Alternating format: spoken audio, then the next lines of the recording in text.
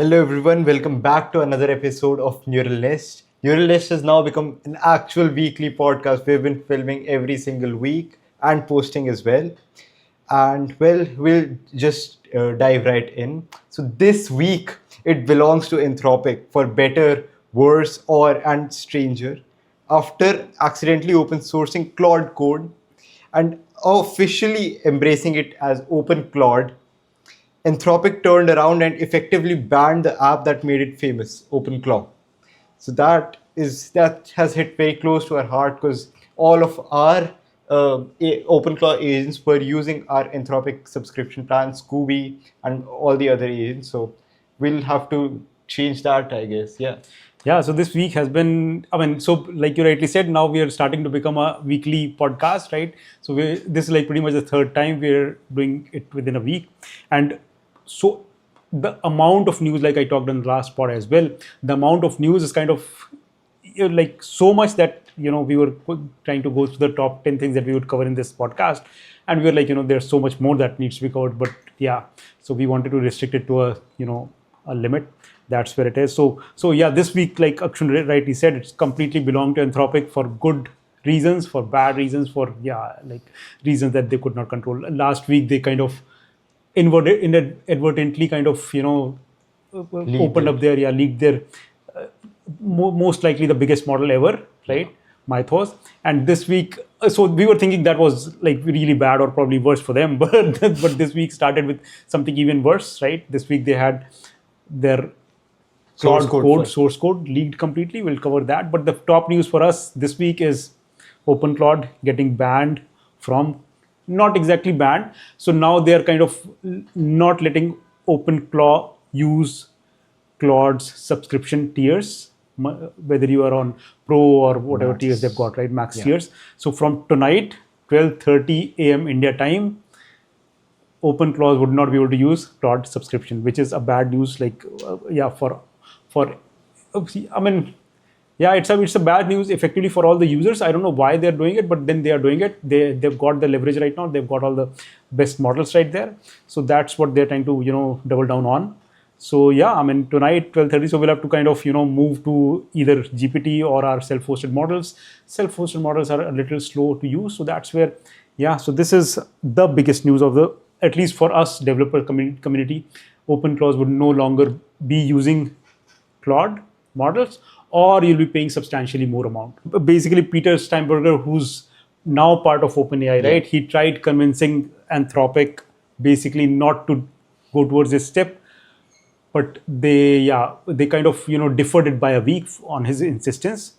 But then they've still gone ahead and done it. So basically, if somebody's on a $20 Pro plan, you're spending $20, so Anthropic would have offered to give you a $20, additional benefits that you can use with OpenClaw for some time, but then you have to switch over. So similarly for us, $100 or $200 subscriptions, they've kind of offered to credit $100 or $200 to your account, and then you can use that with OpenClaw, and then you have to find out a migration strategy. So that's the best that they could arrange. But then, so basically, Anthropic's stated reason is basically our subscriptions weren't built for usage patterns of these third-party tools. Capacity is a resource we manage thoughtfully. That's what Anthropic said officially. But so hopefully, while Peter Steinberger is at OpenAI, they will come out with some better plans. They already have offered, we could definitely switch over to OpenAI, which we will definitely do, hopefully today or tomorrow, right? So that's where, this is going to be pretty big, right? Yeah, absolutely. This is going to be a very major shift because almost everyone I know that runs OpenClaw agents is using Anthropic. Absolutely. So like I said in the last pod as well, GPT 5.4 or Codex is a very good model. It's just that there is a personality with Anthropic models which is not there with GPT models. Okay. That's where it becomes a little more sticky. Otherwise, the job could still be done with GPT 5.4. Absolutely. But the kind of responses, the personalization that you get with Anthropic, that was completely missing. And then what I refer to it as last time, it is super enthusiastic. It tries to go out of its way to get it done. Whereas OpenAI's models are, very conservative. It will just do what you've said. That too after verifying, whether it's right to do or not. So that's the big shift. But now we'll have to bite the bullet. We'll have to move over to, OpenAI. I mean, this ban was done, like you rightly said, some time back as well. But that time we survived. We didn't have to. We did move over to OpenAI for some time, but then we went back to Anthropic, and now we'll have to probably move for good. So that's a big one actually. Yeah, in fact, even Andre Karpathy in a recent podcast that he was invited to mention that Codex models, they lack personality. And when Anthropic models praise him that that the thinking process was perfect, he actually feels nice. I mean, if Andre Karpathy is mentioning I totally agree. So there is some appreciation which appears sycophantic, which is false, right? Yeah. You immediately feel it, but the way the OpenClaws interact when they are using Anthropic models, that feels like very genuine. That feels like, something. So that's where that personal connection happens, that emotional connection happens. But yeah, hopefully, Anthropic is probably right in doubling down. I mean, they've already pushed us away from Open Code now, right? I haven't used it for quite some time already. Now probably OpenClaw will move to OpenAI, or we'll have to use their agents or something. Yeah, so that's what's happening. Absolutely. In the last podcast, we discussed an example that when you scolded our OpenClaw agent. Absolutely. So those things, we'll have to experiment with OpenAI's models again and see if they behave in a similar way or what kind of behaviors they exhibit. But the change would most likely be evident. Anthropic models are doing so well. They are getting so much coverage right now that they are able to push everything down our throat, right? But once, let's say OpenAI's models become a bit better, or Gemini model comes along, or Grok comes along, then that'll make them hopefully regret these decisions that they're taking right now. But currently they are the leading company, so they are able to push those, products that they've got. And still staying in the Anthropic universe, this wasn't even the biggest news of the week. So Anthropic leaks Claude Code's entire source, and then open sources it basically. Yeah. So Anthropic, the leading company that basically talks about AI safety and security. AI safety, their entire source code for Claude Code, the most important product, got leaked. That's a very interesting story as well. Well, absolutely. So, we were kind of debating which one is the top story for us, right? But because we are developers, even then, the source code that came out from Claude Code has so much of, things in there. There's so much to dig deeper in there and learn from there that, that is also kind of gold mine for developers, right? But then OpenClaw is pretty much, stopping tonight after 12:30 a.m. That's why we thought this is a more important story, and that came out today itself. That's why we gave it the headline. But Claude Code, so that got inadvertently leaked. So one of the theories going around is Anthropic is releasing products at breakneck speed. They're doing so much at such a fast rate that they are not involving humans in review of what is being pushed. It's all being driven by AI. That's what's chatter going on X or Twitter or whatever you want to call it, right?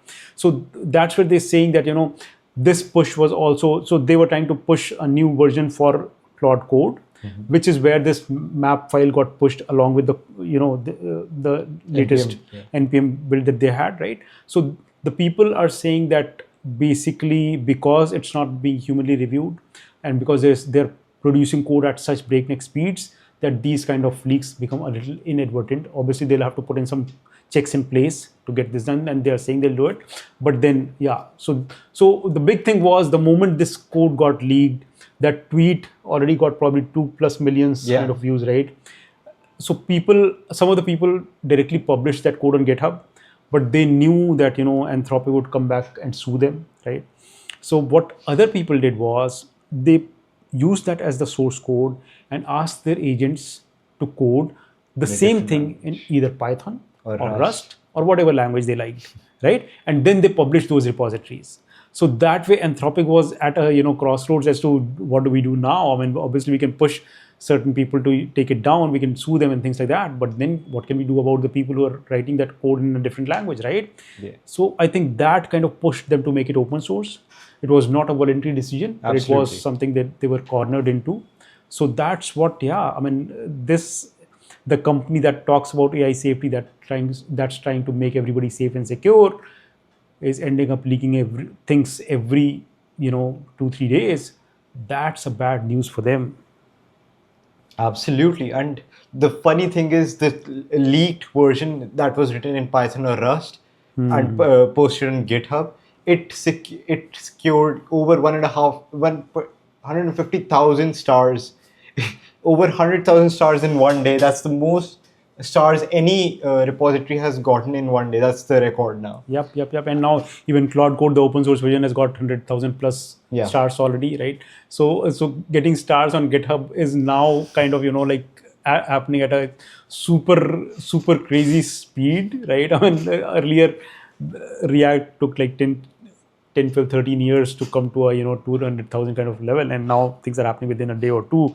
So that's there, and then people are digging out a lot of very interesting things from that source code that they've got, right? They've figured out a lot of things that Claude Code was doing in the background, which was never. So a lot of people were trying to reverse engineer Claude Code, just trying to figure out how it works, and because it does a lot of very good things, right? And so those people, when they looked at the code, they found so many new things in there which they never guessed that even those things were possible. For example, one of the features was undercover mode, right, which works behind the scenes, which silently observes everything, all the GitHub events and things like that, and then reacts to that, right? So that's where there's so much to learn from, the way they manage memory, the way they manage the tasks and everything. All of that is now in open source. People are learning from that. People are digging into that. People are going crazy about that. So that's where a lot. So next level of agents would definitely be a lot better looking at that source code. Plus, I mean, obviously we are going to cover that story later on. But Qwen Models, right? They have opened their APIs for Claude Code. Now the open source version can directly connect to those APIs, and you can start developing using Qwen models with this Claude harness, right? Claude Code. So those things are going to be very possible, and that's where, the field could be a little open for people to experiment and figure out, while they're trying to clamp down people by restricting their models from getting access everywhere else. There are things like these that are happening, which is, I mean, for us as users, maybe we can say that it's something that we can learn from. But then for the company, obviously they'll have to figure out how to not let this happen. Absolutely. Unless they want it. Yeah. And the final Claude related news of the week would be that Claude takes the wheel. Computer use goes live on Mac and Windows. So basically, Anthropic launched computer use in Claude Cowork and Claude Code on March 23rd, letting Claude directly control your Mac. Now that has come on Windows as well. They can Absolutely. So earlier it was released for Macs which were on silicon chips, right? Now they've been released for Intel-based Macs as well as for Windows. So the power of basically, having autonomous agent control your computer, do the whole thing there, is available to everybody pretty much, right? Akshan kind of experimented with that last week, right? Absolutely. So how did you find it? It was very resilient. What impressed me was it wouldn't give up. If I had given it a task, it would just brute force its way. It'll not back down. It'll download whatever is necessary to get the task done. It'll do that. That can backfire as well.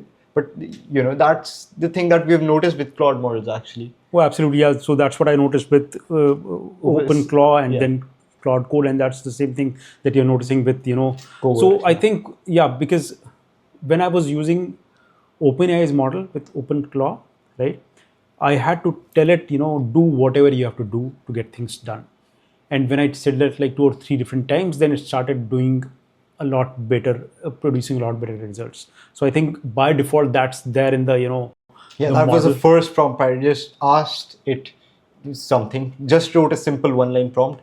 And after 5 minutes, it was telling me that first attempt failed, second attempt failed, trying to download this. I was like, wow, it just wouldn't give up. And you were saying that it does PPTs really well, right? Oh yeah, it is incredible at making presentations. Wow.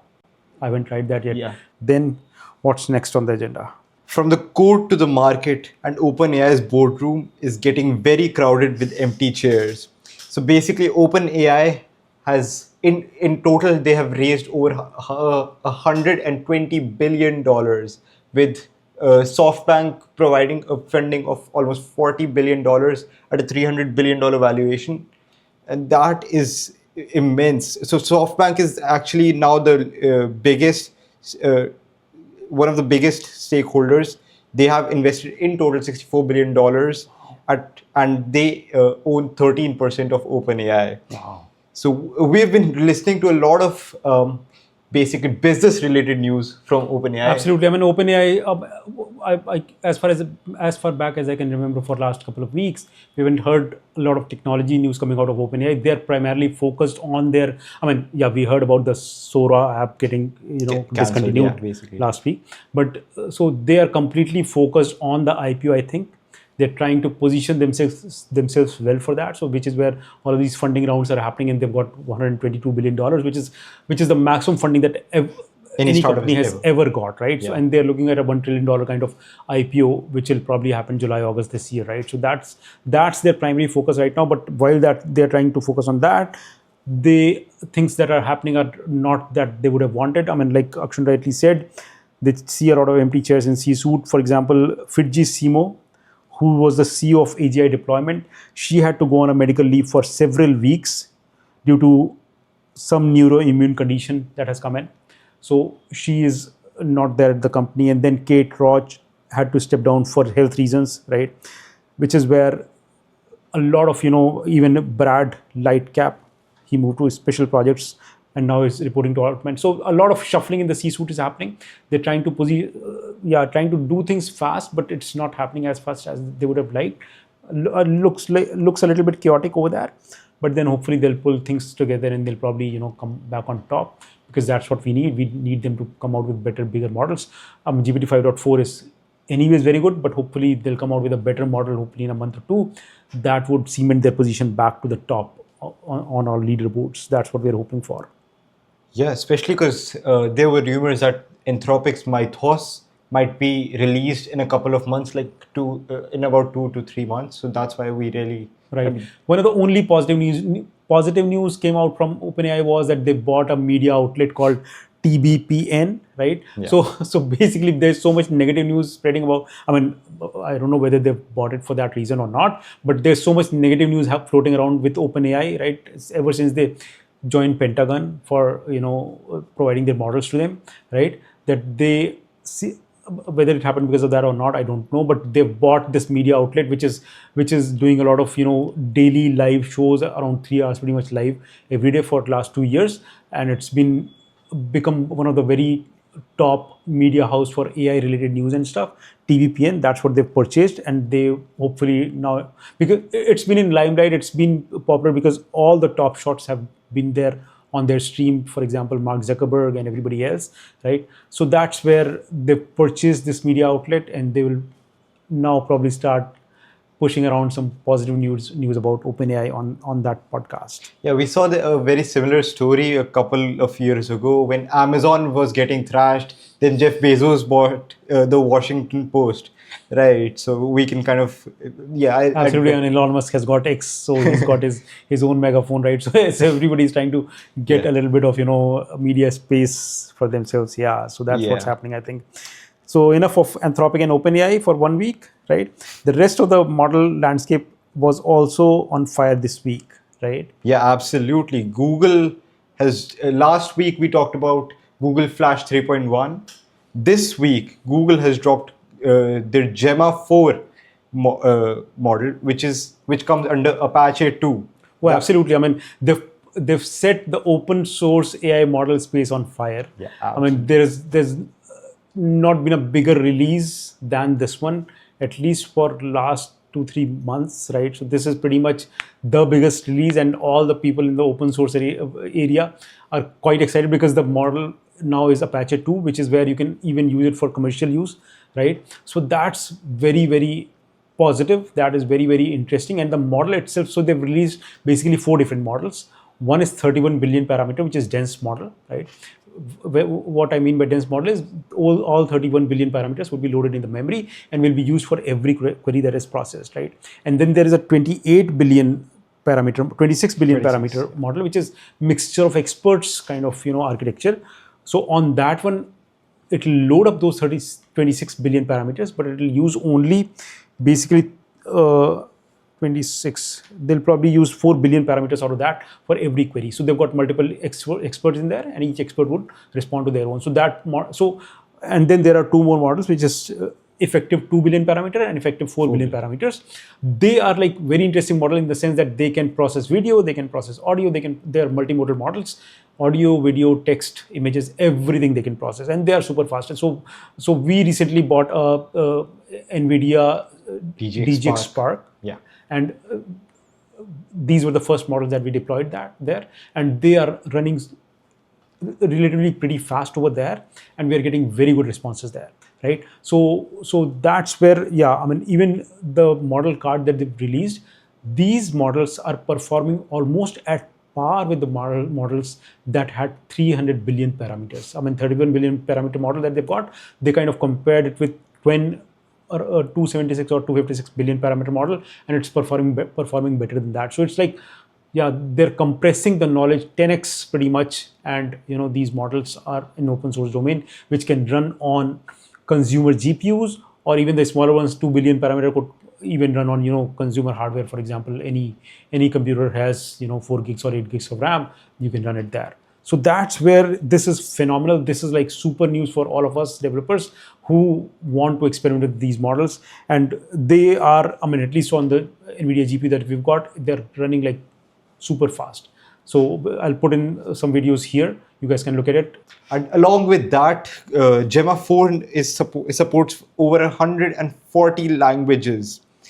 And so it's on device capabilities and 140 plus languages. That's like absolutely huge. I haven't explored whether it's available in other Indian languages. I'm sure it will be available on Hindi, or I'm sure of that, because I experimented with Hindi. So I experimented with English, I experimented with Hindi. It was doing Devanagari, it was doing typing in English fonts Hindi. So all of that is there, and that's like really good. It was not like sloppy or at all. So that's where the model, at least Hindi, is reasonably good. We'll have to see whether it's competing with Sarvam as well, going to other Indian languages or not. At least 140 languages is like huge, right? And then basically not only Google, there were other model releases as well, right? So basically Alibaba's Qwen 3.6 plus, like we talked about it in earlier segment where we were talking about OpenClaw. So basically Qwen's 3.6 plus was released. It was not released in the open source. They released only the API for this, but they are claiming, and on the leaderboards, it's almost equivalent to Opus 4.5. Which was very good. Now we have Opus 4.6 going on, but getting something at Opus 4.5 level is very good for any open source company. Yeah, absolutely. And they've got 1 million tokens context window. But the most impressive thing about this model has to be its pricing. Absolutely. Yeah, basically Claude Opus 4.5 is $5 per million tokens input and $25 per million token output, and this is at 20 cents per million token input, and then $1.5 or $1.6 per million tokens output. That's like huge gap. And Anthropic is kind of banning OpenClaw. A lot of those users are going to go towards this model, Alibaba's model. Yeah, and now, as we already discussed, that Alibaba, these Qwen models can be used with Claude Code as well. Oh, absolutely. So that's what they publicized, right? Last part we talked about, people in China queuing up for getting OpenClaw installed, right? So these models have anyway started experimenting there. Yeah. Now, with Anthropic's push from the other side, people would start migrating here because these are very, very cheap models, right? And then you can connect them, hook them up with OpenClaw and start using it. Absolutely. And not only that, you can start using it with Claude Code as well. Although they are compatible with Claude Code, but now that Claude Code is open sourced, you can connect it with any model. So that's where Anthropic would probably feel some heat. Alongside that, Microsoft came out with 3 models, right? Yeah, absolutely. So Microsoft's MAI Foundation models, led by Mustafa Suleiman, he's the CEO, I CEO believe. of, yeah. Yeah, MAI is super intelligence team. They have come out with three models, as you just said: MAI Transcribe 1, MAI Voice 1, and MAI Image 2. And the most interesting thing is Microsoft AI Foundation. It was created like what 5-6 months ago, and they have caught up incredibly fast. That is what. So in today's time, it just takes 5 months for these giant companies to roll out with models. That Yeah. is how far we have come. Absolutely, and their transcribe model is super fast. It's able to transcribe 10-second audio within 1 second, right? Wow. And it handles 25 different languages across the world, right? So it is 60 seconds audio in 1 second. So it's not 10:1, it's 60:1, right? So that's like super fast. We were talking about some other model last week which was doing it in 3 or 3.5 seconds, but now this is like 1 second. And then they've got MAI Voice 1, they've got MAI Image 2, and both of these, so the Qwen model 3.6 and the Microsoft model, they were released on the same day, pretty much. A lot happened on 2nd of April. That's what we were talking about. This would have been very funny if they would have released everything on 1st of April. Yeah. But yeah, 2nd April was a very busy day. A lot of models were released. MAI's model, Alibaba's model, everything. So that's pretty much it on the Qwen's models, right? So now moving over to from open source models to open vulnerabilities, there have been lots of vulnerabilities getting exposed, getting ransomware and things like that. So a lot of that has been happening, right? For example, the OpenClaw marketplace, that is kind of infested with a lot of skills which are kind of hacky in nature. If you install those skills, these skills will pull out your basically the keys and tokens for all the models that you've got. So basically, I don't know whether you guys understand what the skills and stuff is. So OpenClaw, in fact, Anthropic had come up with a concept of skills which replaces MCPs. So once you install a skill, then the agent knows how to perform that skill. For example, one of the very critical skills with Anthropic's Open Code is accessing PPTs or creating PPTs, right? So you install that skill, then your Claude Code learns how to deal with PPTs, and then it's able to create or do whatever edits on PPTs. So that's a skill, right? So I'll just try to brief what I think is the difference between skill and MCP is, and maybe you could correct me. So MCP is the tool access that we give to a model.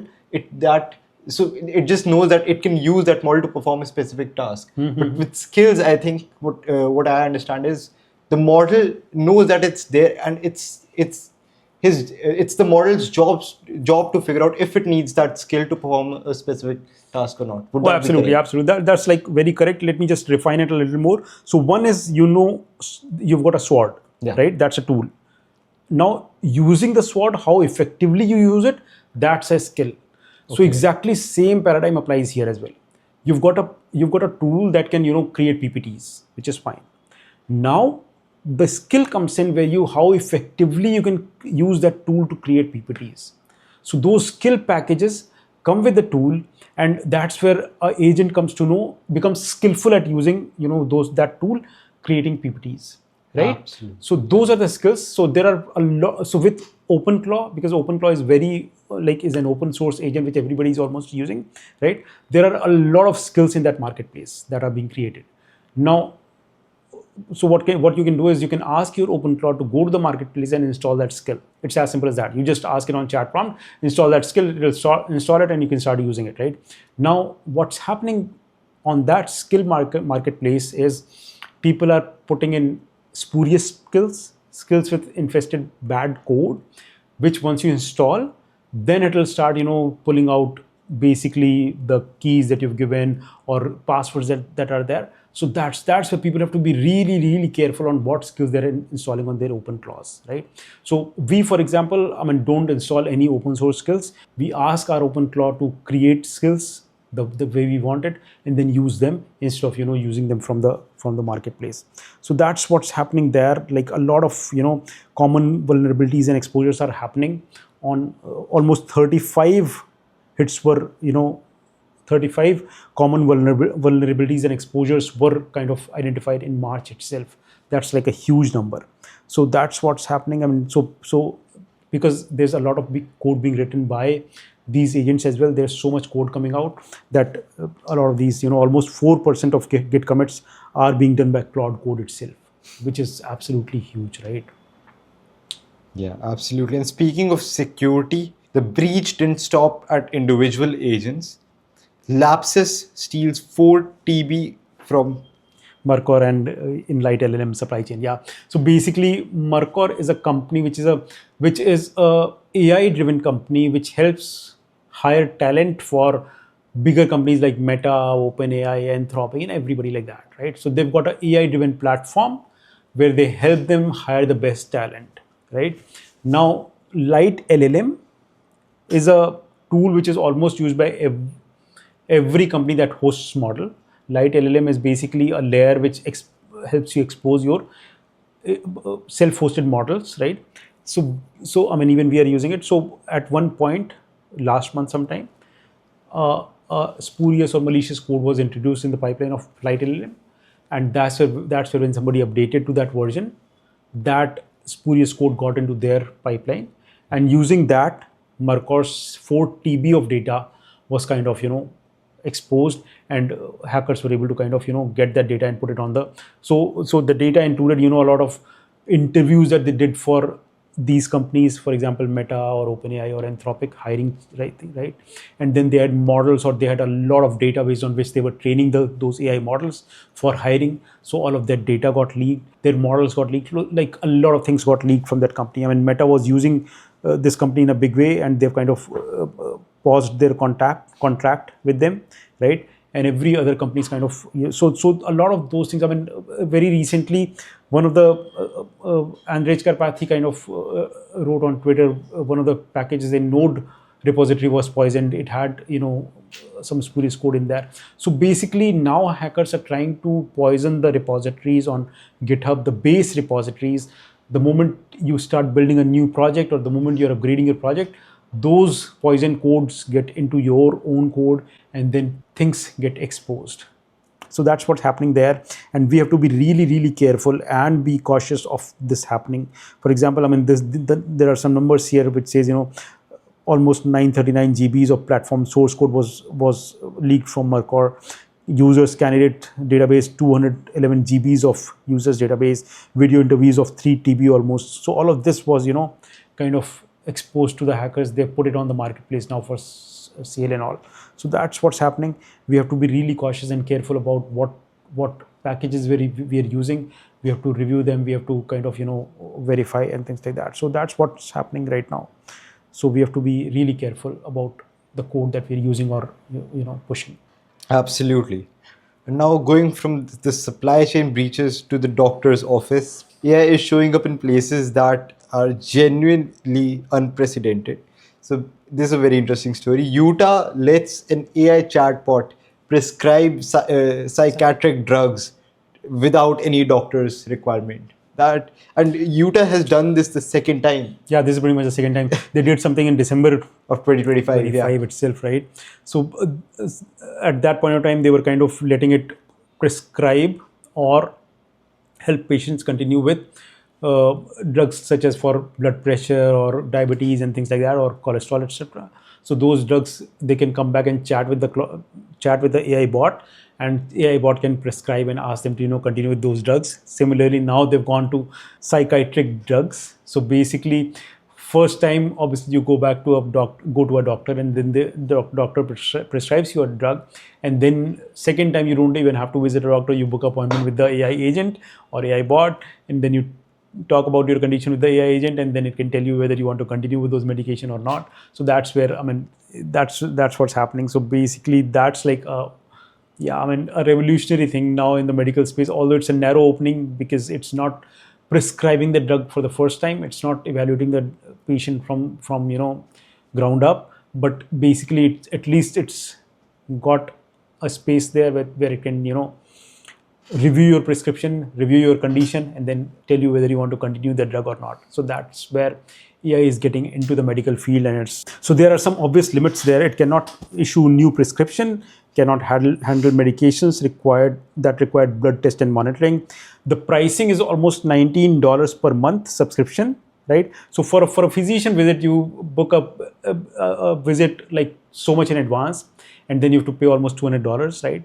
And then for the AI, you just have to pay $19 a month, and then this program was launched in April 2026 and currently operating a wait list. So people are kind of queuing up to get on this program, and that's where basically AI in medical field is going to be very interesting, because in a country like India, where there's such a dearth of doctors, right, physicians across the country, which is where AI can play a very interesting and very big role. I mean, if it starts doing the right things, then people in the remote part of the area of the country could directly get prescriptions from the, rather than asking your neighbors and people around you as to what drug you should use. You could definitely, I mean, AI would probably give you much better, things. So that's where AI in medical is going to be a very interesting thing within next couple of years, and good that, some interesting experiments have already started. Absolutely. And now moving on from American and Indian labs to the Indian ecosystem. India's AI roundup, Emergent, claims $100 million ARR in 8 months. So Emergent is it's a Bangalore-based startup that has crossed $100 million revenue. Wow. Basically, what Emergent does is it's a web-based full-stack development AI tool like Lovable or Bolt, but Lovable is focused more towards one prompt front-end building. Emergent markets themselves as a platform that you can use to build full-stack applications, and it's also a YC. It's a YC company as well. Wow. And along with that, Sarvam ships 105 billion parameter model. Yeah, so we talked about that model last week as well. Basically, they ship a quantized version now, which can run on consumer hardware. So they have a 30 or 35 billion parameter model, which is 4-bit quantized or 2-bit quantized, could be very small, which can run on consumer hardware. So that has been happening. And what else? Sarvam is actually, they're raising funds. We discussed this in the last podcast as well. They're raising $250 million, $300 million at a $1.5 billion valuation. So they're a unicorn company at this point. And they're super close. I mean, last week when we talked about it, they were almost raising it at $1.25 billion kind of valuation. They were raising it at $1.2 billion, right. And now it's 1.5, and they're very close to that funding round. So hopefully they'll raise that fund and they'll become a unicorn, another Indian AI unicorn. That will be, it's so heartwarming to hear all of that. Absolutely. And another interesting thing that has happened is Swiggy has integrated Sarvam's voice agent in their platform. So Swiggy integrated Sarvam's Indus multilingual voice assistant across its entire platform for Dine Out, Instamart, and main food delivery app. Users can now discover restaurants using the Sarvam voice agent. Wow. Okay. So yeah, that's one of the most interesting things that has happened here. Actually, I was reading this story on India AI Pulse that Hyderabad IT cell is basically Hyderabad police orders AI-powered social media monitoring platform. That is very interesting. So it's a product. They've named it Blura Saga.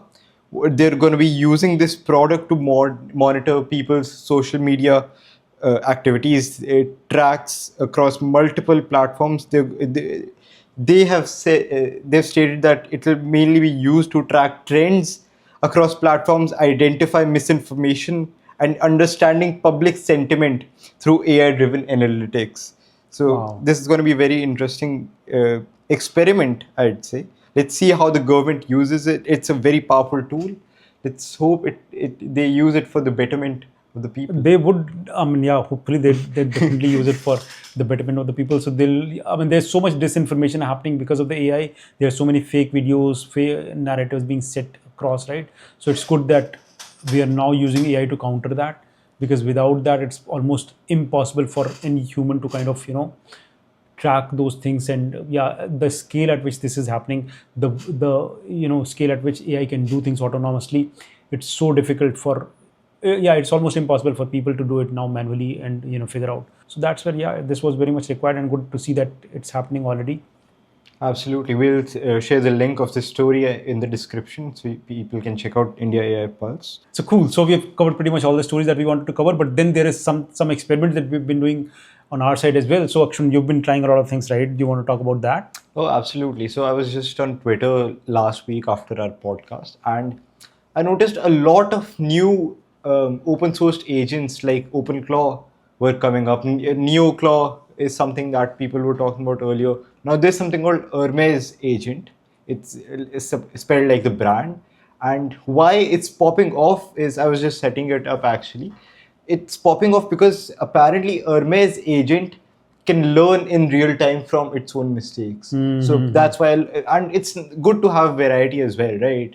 Not if everyone keeps using one product, then innovation basically stops right there. That is there. And so yeah, obviously people have been using OpenClaw. They've been learning its deficiencies. They've been figuring out, what all places it, makes mistakes. For example, every day it reboots, so it kind of forgets a lot of things, right? For example, so that's where new and people know that it's like super insecure, right? It was able to do the first version that we installed was very insecure. The later versions are still kind of restricted down and stuff. So that's there. So people, so like we said at the start of this year is going to be primarily agentic. There is so much that will get done by the agents that that's where we'll kind of start debating whether AI models were sufficient or this agentic harness. My thought currently is basically the harness is almost 30-40%. That's where you've got a mind, you've got a brain in terms of AI model, but then the body, how muscular it is, how many tasks you're able to do, totally depends on the harness. So that's where we'll see a lot of agents come in. Even we at CodeDeep AI are kind of developing a lot of different agents which can do a lot of things within the web applications that we develop. So that's where, yeah, everybody's kind of experimenting with the agents and they're trying to get things done with that. Absolutely. And we, so I on my side have been kind of trying to do a lot of experiments with OpenClaw. Now I have kind of built up a complete. So earlier I used to develop code with Claude Code, right? Which is where we had to be on the machine all the time. You have to keep on and giving responses to so many questions that it asks, which is where I used to like open code a lot better. But now I've transitioned from that into getting my OpenClaw to write all the code for me. So basically what happens is my OpenClaw knows, because it was using Anthropic's models, and Anthropic keeps shifting the window when basically the models are available to be used more. You are consuming the usage of other people, lesser tokens and stuff. So they keep moving that window. So last week, basically between 6:30 and 12:30 evening time, our time, that was the most intensive, they doubled the limit actually, double the limit, as in if you use one token, they'll count it as 2 tokens used. So that way the limit was reduced. So if you use more between 6:30 and 12:30, your limits would consume very fast. So which is what so when I used to code personally, that was the best time I would code, between 6:30 and 12:30, right? Now, because Anthropic kind of made that the worst time to code, I asked my OpenClaw to do all the coding in the time zones. For example, after 12:30, it will start coding, do the whole things in the night, complete all the development work at QA, all of that, and then keep it ready for me to review in the morning. So that's where it'll automatically go to the Anthropic site.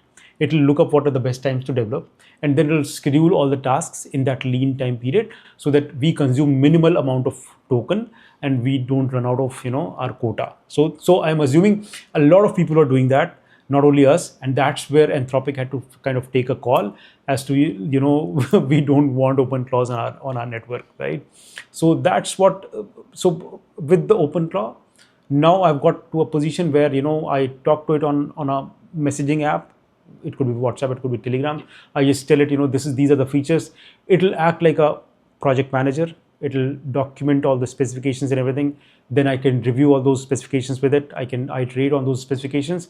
And then when the lean time comes in, when Anthropic is not, billing you like crazy, it'll spawn up the coding agents using Claude Code, and it'll start coding those things.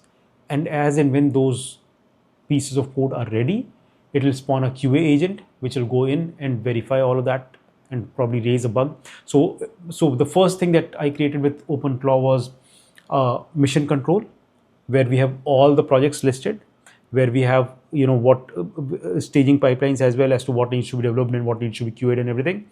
And that's where I can personally monitor what's going on there at any point of time, because that's on my local network, and it can also see what's the comment, how many bugs and everything, right? So that's where I gave it a dedicated Mac Mini machine. I bought a NVIDIA DGX Spark, and I already had a Mac Studio. So all of those infrastructure is there. So at times it uses local models to generate images, local models to write code as well, and at times it uses so those were the experiments I've been kind of busy in, and that's what I would recommend people to as well. So basically, there's so much happening on the AI space. Unless you experiment, unless you try different things, you would not know what works, what does not work. And I've said it earlier as well, I'll repeat again. Don't wait for AI to get stabilized. Don't wait for it to come to a point where you can start learning it. There is no one book that can teach you AI. Unless you experiment, unless you do more and more, you would not learn. If you are sitting on the sidelines just waiting for somebody to teach you or point you to a right document or email, book or something, or a course on the internet from where you can start learning, that's where it is not going to happen. AI is evolving fast, and it will keep evolving much faster. You have to dig your hands in, you have to make your hands dirty, do things. That's where you learn. And because it is, there was a point where XAI had made one of its models free to use. That's where I had kind of set up a course where people can use that model to learn it, but not anymore. So this is where you'll have to spend, let's say, $20 a month, or if you can afford to have a GPU at home, you can set up open source models. But I would recommend that experiment with $20 kind of subscription. Look at these coding agents, do coding with them, so that you understand where we are getting at. No book, no tutorial could ever give you the experience that you require right now. So that's what my advice is. That's what I think should be done. You should make your hands dirty, go out there and do as much as you can. Try and automate the pipelines try and automate the things that you do, right? For example, if you've got a to-do list, make it available such that you speak and then it creates those to-do lists for you, and then it makes it available the moment you ask for it. Those small apps, they will give you experience. Do that, create that, make it available for yourself, try to automate things for yourself. That's the best way to learn. Experiment with that, spend some money, spend some time. That's where all the learning would happen. But yeah, unless you do that, you would not know how effective or how powerful AI has become. Whether you are a developer or you are in the C-suite, wherever you are. I've been talking to so many people across the board. I've been talking to so many CEOs in different parts of the geographies. There are some who are still waiting for things to stabilize and they'll start learning. There are some who are at the bleeding edge, who are doing much more than I am personally doing. So which is where there's a whole spectrum of people from 0 to 100, and people are at different levels. So unless you start experimenting, unless you start doing it, you will not. Today the pace is such that unless you've got an AI agent doing things for you, you'll not have sufficient time to get things done. I've got so many agents that are automating my things, automating my code, automating my, a lot of other works that I do, that I am able to still put out some time for my experiments. So that's where, spending money, learning, investing in yourself, this is pretty much the right time. We know that jobs are under risk. We don't know whether, what happens in future, nobody knows. But then just use all of these tools to become more effective. Automate things for yourself, learn from there, and then you take it from there. So that's what my advice, that's what my thought is, that's what I do personally. But that's what I think. People keep asking me as to what is the best way to learn AI, what's the best course, and I keep telling them there's no course in the world that can keep you updated unless you're in it, unless you've got. So today, if you don't have an agent doing things for you, you are lagging behind. You are not I mean, as a human, these podcasts that we're doing, all of the information that we're collecting, a lot of agents are there at the background which are collecting all the information, making it available for us. Then we pick and choose what news to talk about, what is more interesting for us. For example, I've got an agent that goes and looks at all the new papers that are put on the websites, new discoveries that are happening. That agent brings that out, reads through those papers, gives me a gist as to these are the things that are happening, and my agent knows what things am I interested in. So it will come back and tell me, this paper, Pranjal, you would really be interested in. I can explain this, break this down for you. But if you want, you can read through this as well. So that's where the web is becoming agentic. You have to start leveraging them. That's the only advice that I can give you for the coming time. So that's what it is. But apart from that, yes, a lot of things are happening across the globe. Keep in touch with that, and watch our podcasts. We have so much. And if you've got any questions specifically, just post them as comments. We'll definitely come back and try to address that. Yeah. Cool. So let's close it here. I think we've covered almost all the news, and then some inadvertent advice as well. But let's see. Alrighty. Thank you so much, everybody, for watching. Stay tuned for the next one. Thank you so much.